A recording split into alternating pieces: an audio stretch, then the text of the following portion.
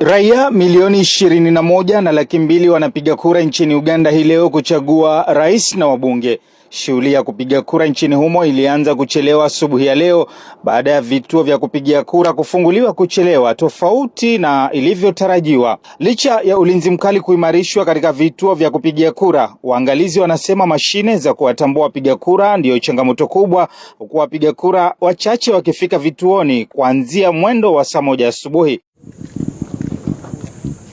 Mistari mirefu ilionekana hasa katika maeneo ya mijini, hali iliyosababisha malalamiko kutoka kwa wananchi waliotaka kutumia haki yao ya kikatiba bila vikwazo. Mapema leo mgombea wa chama cha NRM Yoweri Kaguta Museveni amepiga kura katika kituo cha kupigia kura cha shule ya upili ya Karo nchini Uganda. Slotting it into the box. Hata hivyo, mpinzani mkuu wa Rais Museveni Robert Kyagulanyi amepiga kura katika kituo cha Freedom Square, eneo la Magare, wilaya ya Wakiso huko Uganda.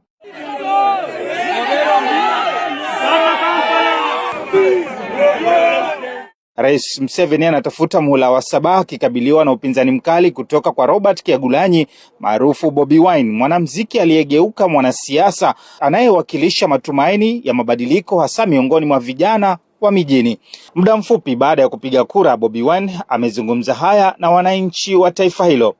Telling the people of Uganda that this election is not about me as a candidate. It is about their right and defending their vote.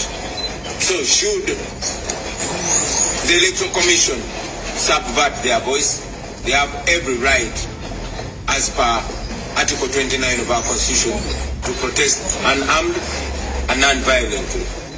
Love Uganda. Why? Because you need it for your own good. Siku moja kabla ya uchaguzi, Bobi Wine alihimiza raia nchini humo kusalia kilomita kadhaa kutoka kwenye vituo vya kupigia kura na kulinda kura zao, huku akieleza kusikitishwa na visa vya mauaji na utekaji nyara wa wafuasi wa upinzani. Many of our colleagues are in hospital while others have been killed, and we hope justice will be served. Bobi Wine amekuwa akikabiliwa na changamoto kadhaa hasa wakati wa kampeni zake, ikiwemo kushambuliwa na asasi za usalama kwenye msafara wake wa kampeni. Upigaji kura nchini humo umekamilika mwendo wa saa 11 licha ya changamoto kadhaa, ikiwemo kuzima kwa mtandao wa interneti kwa siku kadhaa, hatua iliyokosolewa vikali kama kikwazo kwa demokrasia. When you shut down the internet, when you limit media freedom, when you infringe on the freedom of expression, it automatically communicates the autocratic regime that wants to silence the masses.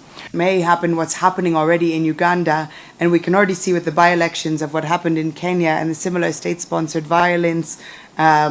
We're very concerned with the precedent that is being set of what an election could look like in East Africa and beyond. Rais wa sasa Yoweri Museveni mwenye umri wa miaka 81 anawania tena urais dhidi ya wagombea wengine 7, akitarajiwa kuendeleza utawala wake uliodumu kwa karibu ya miongo 4. Nikiripotia Coco FM, mimi ni Joseph Jira.